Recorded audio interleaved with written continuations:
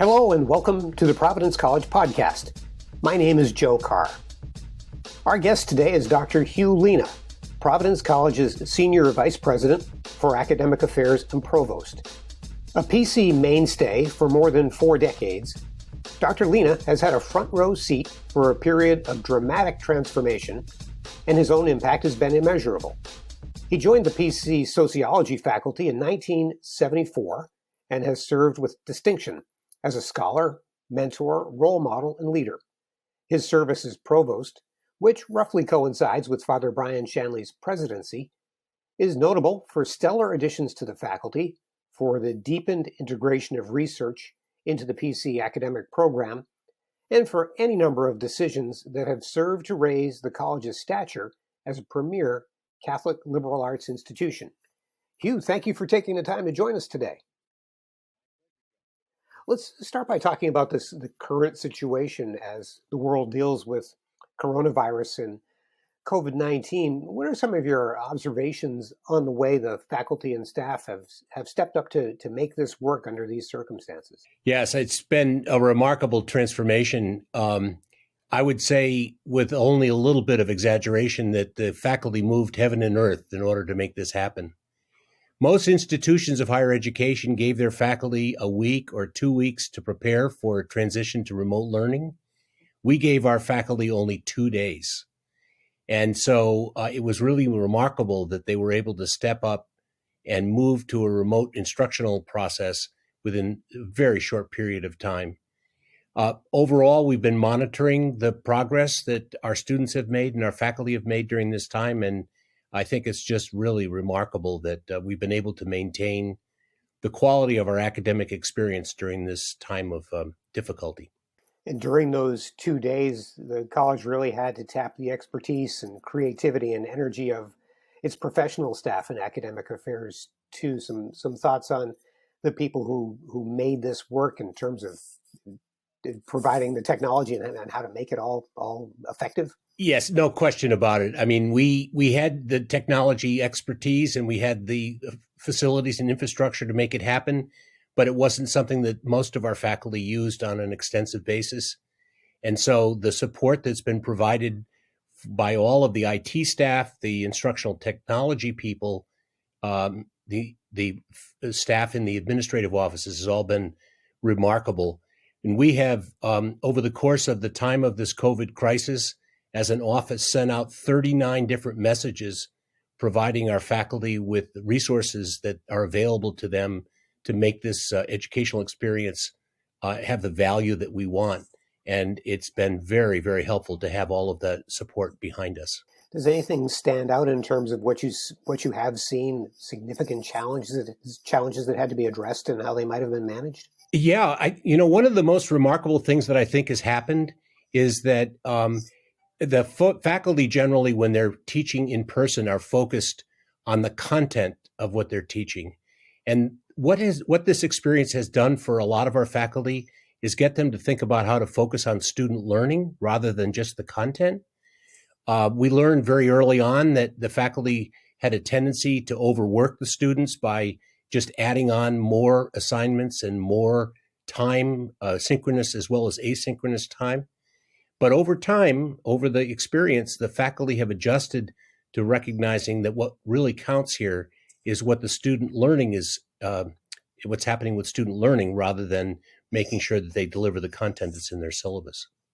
And because of the scope of this crisis, the planning and adjusting has never stopped and really hardly ever slowed down. We're still, as we move into May, in the midst of, with your team, continuing to plan and tweak and look at various scenarios. It's now part of the day-to-day, and it looks like it will continue that way for the foreseeable future, doesn't it? Yes, it does. I mean, I don't really like the expression the new normal, but there's no question but that the way we're going to go about ensuring the value of a Providence College degree is going to be different in the future. My team has been meeting 3 and 4 times a week just with me.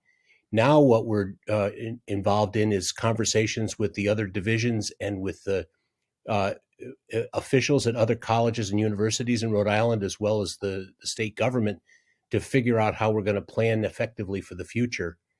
My mantra all the time that I've been here at the college is that we work very hard here to improve the value of a student's degree as time goes on. And I still believe firmly that we're able to do that in this time of crisis.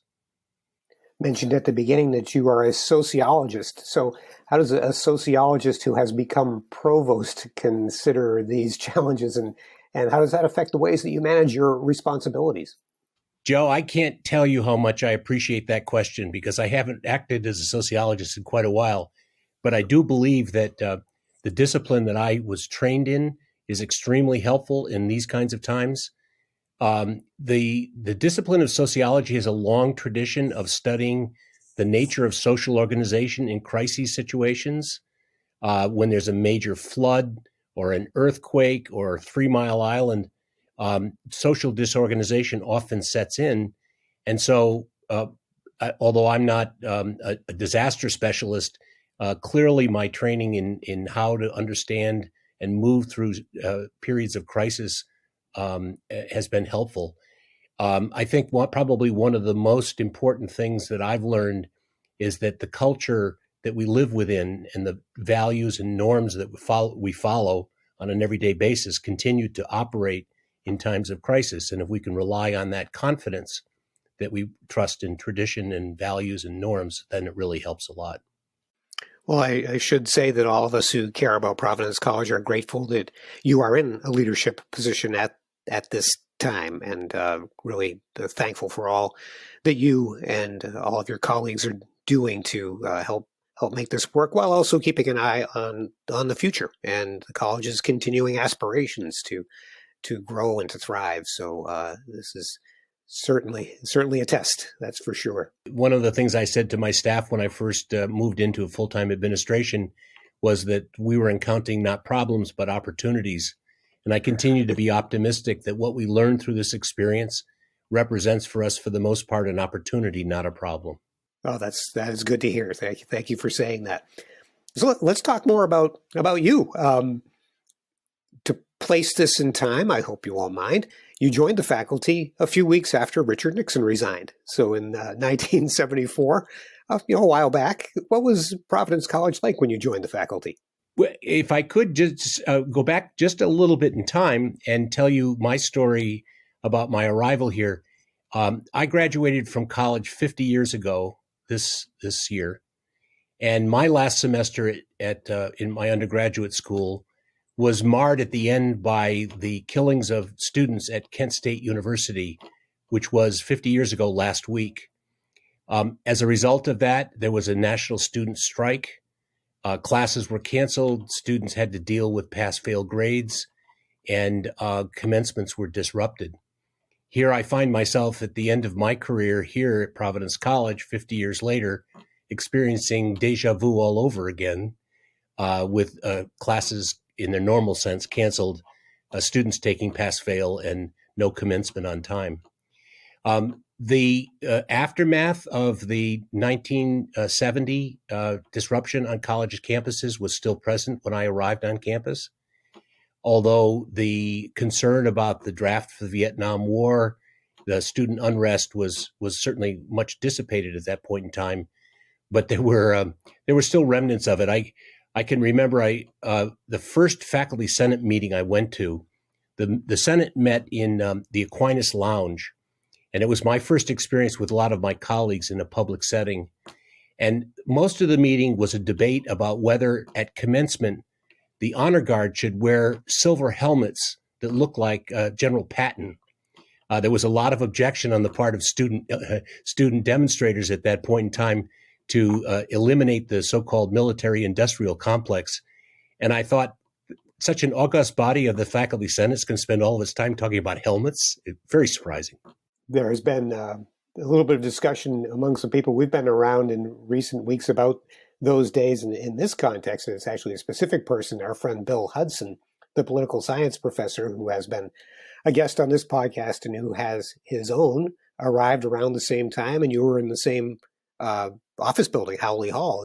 Is that correct? That story hold true? Yeah, absolutely. In fact, my first day of teaching, which was in Guzman Hall, I'm standing outside waiting for my 8:30 class to begin. And there's this gentleman in a three-piece suit standing, waiting to teach in the room next to me. I had bell bottoms on and hair on my shoulders, and Bill had a suit on. And I thought, this is interesting. Bill and I not only started at the same time, we started teaching on the same day, and we taught in very close proximity to one another. And here it is now. We're getting recognized in our service recognition system for 45 years of service here.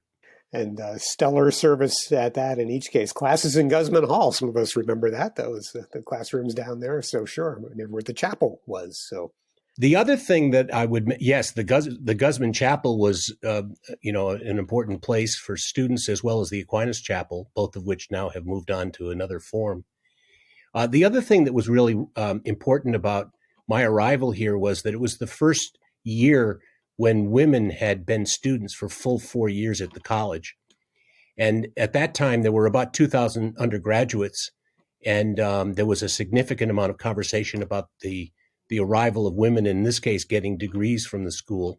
They weren't the first people to get PC degrees who were women, but there was a lot of conversation about gender at that time, not just at PC, but many single-sex schools at that point, for survival reasons, if nothing else, were becoming co-ed. It's safe to assume the acclimation was continuing, and it was only about, as you indicated, 4 years into the period of time after women had become students here? Absolutely. The acclimation for most of the male faculty was, I think, pretty easy, most of whom came from co-ed institutions. There were very few at the time women on the faculty. The adjustment for them was really quite different. Just a couple of interesting pieces. The first tenured woman faculty member at the college was Father Shanley's mother. She was a librarian at the time, known for being a stern protector of library resources and all of the rules in a library. But there were a few other women faculty members who had just started with me, who were fighting very hard to get recognition from the male faculty and also from the male students. So it was an interesting time. Incidentally, just to backtrack slightly, you mentioned a short time ago your time as an undergraduate student. I'd like to point out that was at Notre Dame, and there's a reason for that, because we're going to come back to Notre Dame toward the end. Of course, sure. Who were some of the faculty or Dominican faculty role models you looked up to in those early days? I'll sound like I'm reminiscing to the old times now. The faculty who were so important to me, the list is quite long. Richard Grace and Mario D'Annunzio, who are still here teaching, were extraordinary role models for me in terms of faculty governance and legislation. I was much impressed by former directors of the honors program, Rodney Della Santa. Renee Fortin was really a well-known person on campus. But probably the person who had the greatest influence on me was the then academic vice president. His name was Paul Van K. Thompson. Very impressive character, a degree from Columbia. He was extremely knowledgeable, was a wonderful commencement speaker, had a deep, sonorous voice, and he was a great supporter, not just of me, but of the growing number of faculty he was hiring to improve the quality of faculty. I would say he's solely responsible for the creation of the honors program. He had the wisdom to create the psychology program at the time. And so from the lay faculty point of view, I had a lot of role models. Similarly, the Dominicans represented a very important force in my life. Father Coskren, Father Cunningham, who then became president later, Father Hunt, who was an art historian. Father Hunt was an impressive character. He wore engineering boots. Some people know them as big black boots with a silver buckle on the side. They were size 14.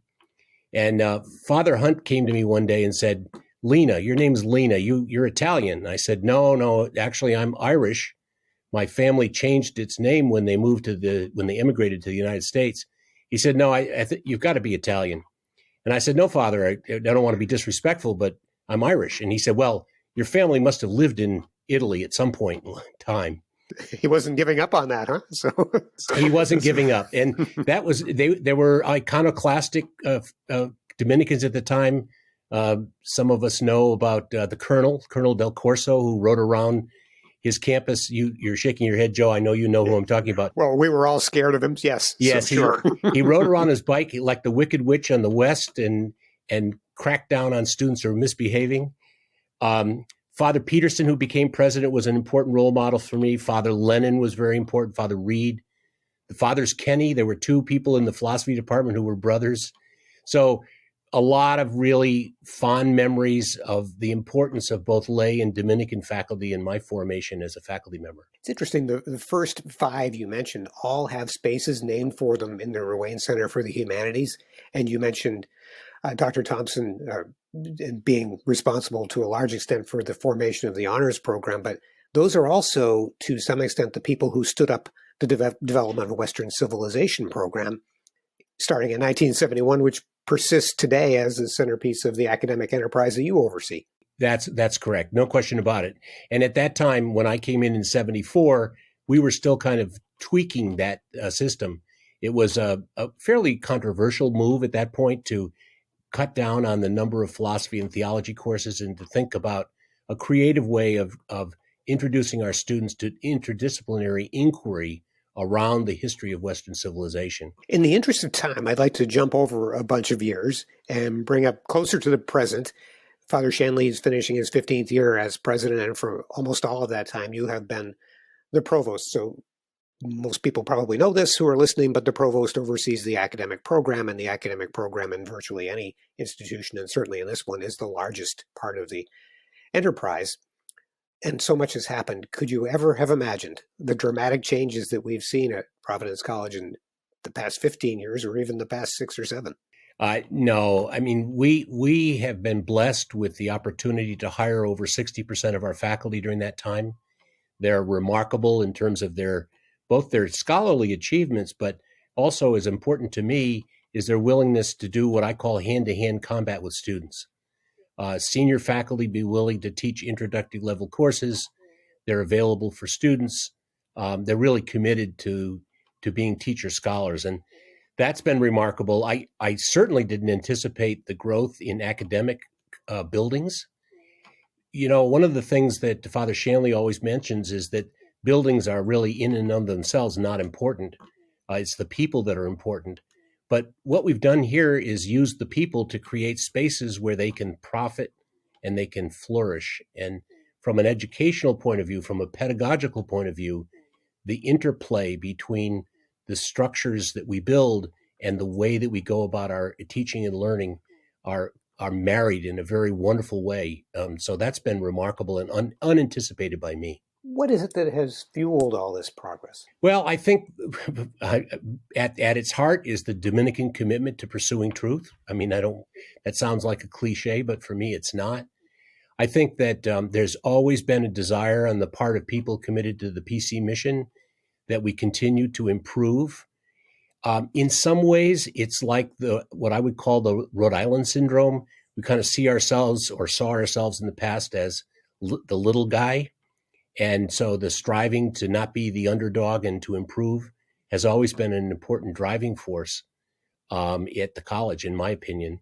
And now that we're at a point where we're a hot school right now and we're very competitive, I think it's even more exciting that the strategic plan is going to allow us to make the next jump. And so much support from alumni from the 40s and 50s who came into their careers and recognized the value that their PC education had been to contributing to their success, and then they have become involved in so many ways and really helping to make the progress continue and happen in the first place. Yeah, the alumni have been an important force in the experience of our students, not only while they're here, but after they graduate. The way that I think about it is it's really exciting to see children of former students come into your class and talk about the effect that the impact that the college has had on their educational experience. Interesting enough for me, I guess I've been here long enough to know that that it shouldn't be surprising to me that several members of the Board of Trustees were former students of mine, and some faculty too, senior faculty. But the alumni represent for Providence College a force of support that is often unrecognized, but is really an important part of our success in what we do here. That's for sure. Well said. Nicely said. You mentioned that you and Father Shanley have hired about 60% or so of the current faculty. How would you describe the type of new professor who is joining Providence College in this era? Yeah. Well, I would say compared to when I first was hired, the faculty we hire now come in with more experience. They're often, their entry into a career in the collegium is a little bit delayed because they often take postdocs, or they've had another career in between to get some so-called real-world experience. When I came here, it was not uncommon for faculty to have come right out of graduate school after 5 years. And now it's uncommon for us to hire faculty under the age of 30. They come with postdoc experience and a significant, scholarly background. And I think they come with teaching experience. It wasn't the case when I was in graduate school. There were much opportunities for graduate students to be instructed in pedagogy. Now, very often we'll see faculty come with experience not only teaching, but having been formally trained in pedagogy. And some even take postdocs in pedagogy and in teaching at liberal arts colleges. I would say that the faculty that we bring in now are really committed to engaging with students in important matters. They're much more interested in doing research with students than was the case many years ago. And I think that they are really committed to improving the value of the degree that we offer. I'd like to pick up on that notion of research and how it involves the students. How has the evolving nature of academic research affected what happens in the PC classrooms and laboratories? It's really been important that our faculty recognize that hands-on experience, signature work, engaged learning is an important part of what we offer here at the college. We know from the research that students remember more and learn more when they can use their hands, if you want to call it that, in their learning. And the faculty are committed to engaging students with them in the inquiry, contributing to the knowledge base. One of the things that has made that easier here than at some institutions is that I think we've recognized that research that faculty do with students is research. It's valuable, it should be acknowledged and rewarded. The traditional view of academic scholarship is that it has to be done by a faculty member with a lot of expertise, addressed to a very esoteric audience. And the loosening up of our understanding of how knowledge can be created has really been helpful to our commitment to undergraduate research. And this is not to suggest that research is something new in scholarship. Look back to your career a bit. What are your research interests? What kinds of things have you explored in the field of sociology? Yeah, I started off, my dissertation was an organizational study of hospitals, but I got interested in the course of my graduate school career in the field of medical sociology or health sociology. And so I did a fair amount of work on child abuse just as when I was coming into the college. In the early 80s, I became very interested in the epidemic. It reminds me now of what was going on then, the epidemic of HIV/AIDS. So I started teaching in that area and doing volunteer work. I was interested all through that process in how we came to understand from a conceptual point of view, what does it mean to be in an epidemic? What is a pandemic, and how different from an epidemic is it? Who's at risk? How do we deal with the fact that our lives are changed as a result of a diagnosis? Again, these are all contemporary issues with respect to the pandemic of COVID-19. Subsequent to that, I got deeply interested in the idea of community-based service. Probably one of the most formative experiences I had was in 1994 to 95. I was on the research and development team that created the Feinstein Institute and the Public and Community Service Studies major. It was at the time then that I was still doing work on HIV and AIDS, and I was able to combine my personal commitment to dealing with that pandemic with my interest in thinking about how we can better educate students around community service and reflection and so on. And the years that I've spent working on the program there and thinking about how to change my teaching as a result have been important, not only to my teaching, but also to the scholarship that I did. Just before I moved into full-time administration, my interest shifted to global health.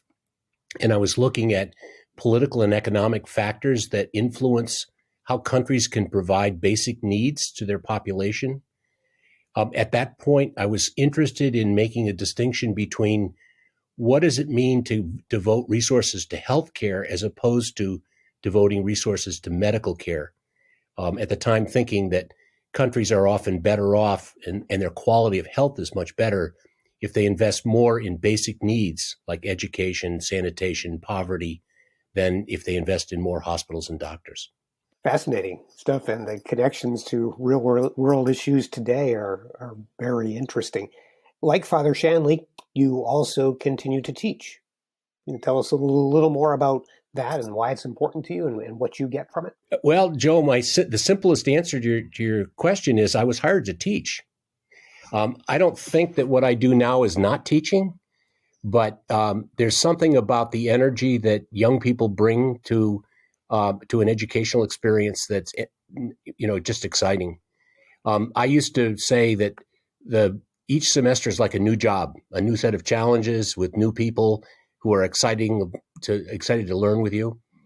I've really benefited in the last 15 years by teaching in the honors program, small classes with really smart students. And while I haven't taught quite as much as Father Shanley because of the amount of responsibility in my job, I've really enjoyed it. I do joke with Father Shanley that I can't afford the time to teach, whereas I think he can. So that means my job's harder than his. It's a joke. I understood. We took it that way. What are your observations of the students of today, and what is their potential for affecting change and progress in society? I think it's enormous. I mean, my contact with our Providence College students is a bit limited.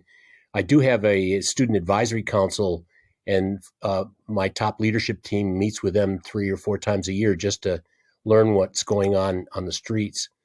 And this semester, while the COVID crisis has changed their lives dramatically, in speaking with them, I've been impressed with not only their ability to make the adjustment that faculty asked them to make, but the success that they've had in learning during this period.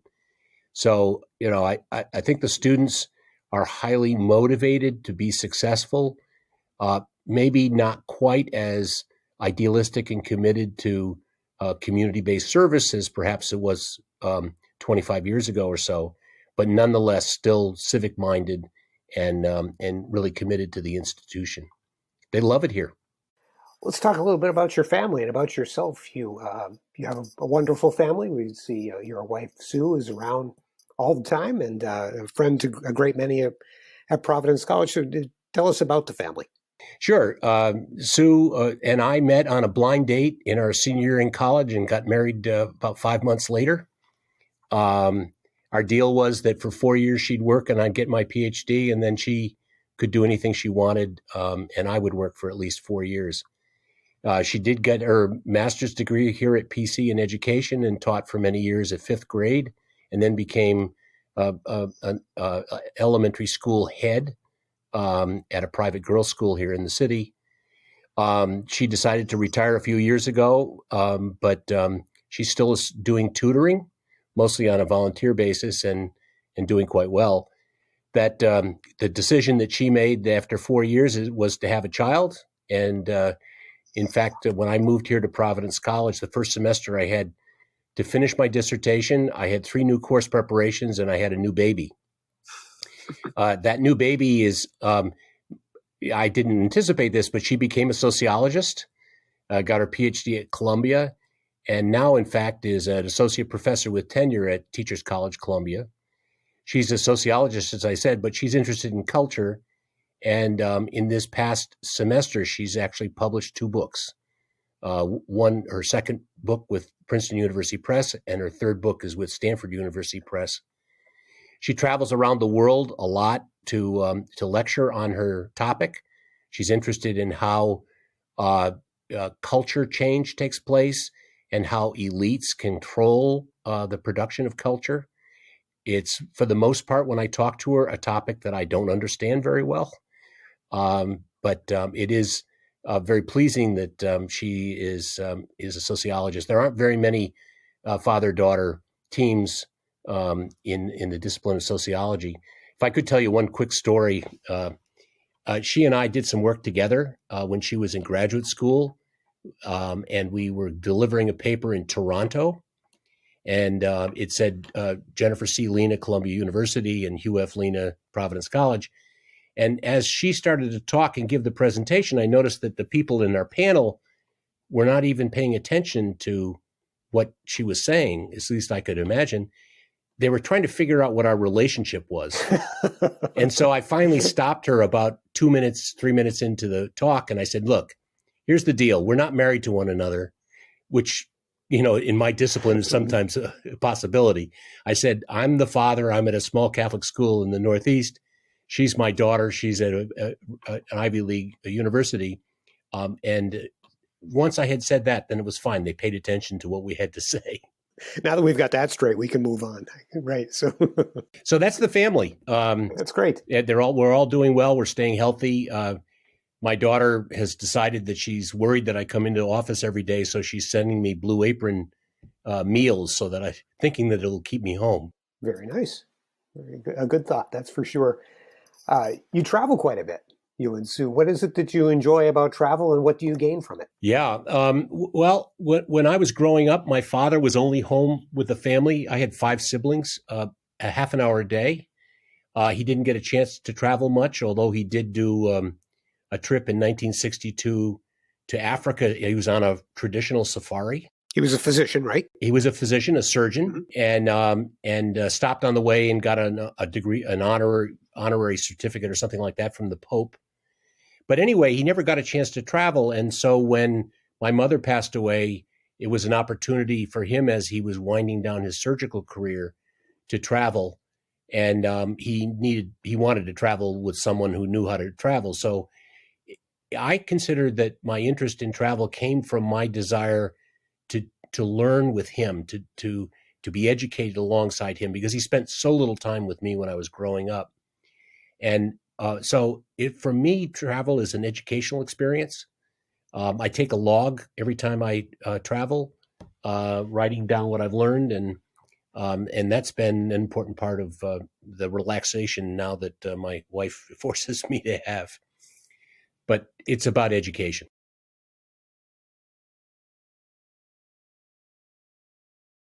Well, the most recent trip we made was to the Mediterranean. We went along the Adriatic coast. We had a trip planned in March this year. We were going to go to the Big East, which we did, and then we left when the game was canceled.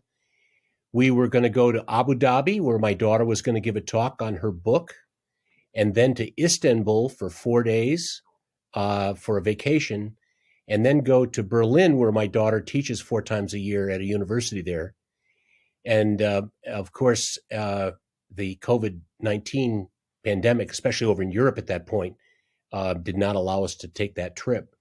I would have loved to gone back to Istanbul. I was there for 3 years in a row for short stints to teach. The Istanbul itself is just a fabulous city, filled with history and a great educational experience. And so I'm hoping that sometime I can go back there. Right now, we have a trip planned. We planned it quite a while ago to go from London to Copenhagen and then to Iceland in July. But I think it's increasingly looking like we're not going to be making that trip. And to give you a little bit of insight into my wife and her connection with the college, she's been more than happy to go to the president and say, after I retire, that I'd be willing to go around to all of the places in the world where our students study and do a report and give it to him. And she, of course, would come along with me, and naturally, the college would pay for her travels. What a thoughtful gesture. Indeed. And another interest that you have that we share is sports. And this brings us back to Notre Dame. It seems like at least once a year you make your way to South Bend for a football game. Is that about right? I do. I like college football and particularly follow Notre Dame. I'd like to watch the games by myself, though. I don't like to be very public about my anger. And I do believe that in some seasons, Notre Dame owes me my hypertension medication. But the first day I came on the Notre Dame campus, I never visited before the day I moved in. The first student I saw was, it turns out, a classmate of mine. He was walking down the quad. He was 6'7", 276 pounds. Turned out my classmate was Mike McCoy, who was an All-American at Notre Dame. We were national champions our first year. And Mike went on to play for, I think, 14 or 16 years with the Green Bay Packers. Another guy who was a year ahead of me, but pretty close to, Alan Page, went on to play for the Minnesota Vikings and was a judge for many years.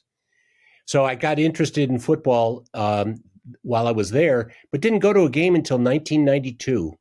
And I was moving my daughter into her college room. She also, by the way, never saw her campus before we dropped her off.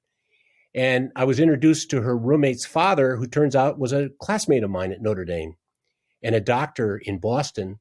And he had season tickets that he got because he made big donations to the college, to the university. He said, if you ever want to go to a game, I'll give you tickets. I said, I'd love to go to a game. So I got tickets for the first game between Boston College and Notre Dame out in South Bend. Thankfully, it was a great win for Notre Dame. But the interesting part about that game was that that's the game at which they filmed the movie Rudy. And so I believe that I'm in the movie Rudy. Of course, you can't see me, but you can hear perhaps all of us saying, Rudy, Rudy. Right. Plenty of big crowd shots in that. So we'll look closely for you next time that rolls by. And the other thing we share, Joe, is an interest in hockey. That's for sure. I had a couple of hockey players in class when I first came here, and they gave me tickets.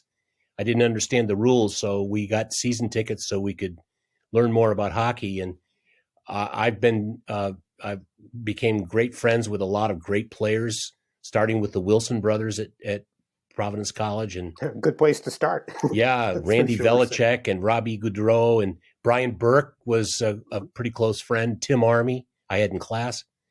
And I was able to go to the final game that PC played against RPI in 1982. And then even more exciting, at the national championship game that we won with BU a few years ago. Randy Velichek was my classmate. So nice to hear that name. What a player and a great student, by the way. That's for sure. I would not mean to suggest by the focus on Notre Dame that you're anything but an excellent Friar fan across all sports. Nowadays, I wear the Providence College clothing outside of my Notre Dame clothing when the two teams play. Perfect. That's an excellent solution, I think. So that's all good. So at the end of this academic year, you'll be stepping down from this role as provost. What are you planning for the future, and what are your hopes for Providence College's future? Well, I've applied for a fellowship at Notre Dame. It's called the Inspired Leadership Initiative. This would be the third year they've had the program. They accept about 15 fellows. And it's an opportunity to spend a year in reading and reflection and discussions about what the next phase of your career is going to be. And so I'm going to spend the year at Notre Dame, hopefully, learning more, educating myself, offering my assistance to the students and faculty there. I can take any course at the university that I want. And then my hope is to come back here to Providence College and teach maybe a course a year and do volunteer work. So I'm looking very much forward to immersing myself in an educational experience for a year.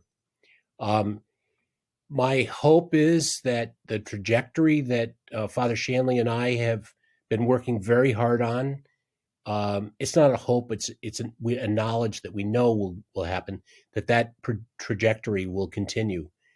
I see nothing but opportunity for the college. And so I'm very, very optimistic and hopeful about the future. I know Father Sicard very well, and I know that he has in mind great things for the college. And with the extraordinary talent that exists at all levels of this college and continued improvement in the quality of the faculty and students we bring in, this is more than achievable. Nicely said. It's good to hear that from your perspective. We've wanted to have you on the podcast for quite a while, Hugh, but then we started talking about timing and picked this week intentionally because it is the Monday before what would have been commencement. Certainly something that's important to you. You have been our master of ceremonies at commencement for a great many years. And when we look at the impact of this terrible situation, lots of things come to mind, but it is striking in the context of any educational institution what a tough blow this is for seniors, high school or college seniors, to miss that, isn't it? And what are you thinking about, and what are you thinking about with respect to those students these days? We're seeing a lot of this in the media as well. I know how important for students this final commencement is. It's very, very disappointing to them to not have the full experience. I think that probably it's going to be unfortunate that it will never be the experience that they would have hoped for in the past, but it still represents a milestone for them, and we will find ways, I think, for them to be acknowledged in their achievements. For me personally, it would have been nice to have one last commencement. As you probably know, I was getting an honorary degree, and I was looking forward to that. That's a wonderful honor. So in a sense, I feel some sympathy with the experience that students have. But I've said to a few students that I've talked to that I went through a similar experience 50 years ago. And while there were things that I missed, we made a great opportunity out of it. And I'll always remember the time that I had as an undergraduate, despite the fact that the commencement was not what I had hoped for. Well, we will certainly look forward to the day when that honorary degree is conferred. As of now, the plan is for it to be October 31st. We hope that will happen, but the day will come, and there will be a red letter day for Providence College, because we all appreciate you for all that you've done for the college and for those of us who know you. I know every time I see you on campus, I end up walking away with a smile. So I appreciate that, and a lot of people feel the same way. Thank you, Joe. That means a lot to me. You're a special friend. We appreciate your time, Hugh, today. This has been a lot of fun, and we good luck working your way through this period with you and your family and your work, and we'll hope to see you around soon. All right. Thank you very much, Joe. And thank you for joining us today. You can subscribe to the Providence College podcast at all the usual places, and they're available on the college's YouTube channel. Feedback is welcome at podcast@providence.edu. Thanks to our producer, Chris Judge. I'm Joe Carr. Until next time.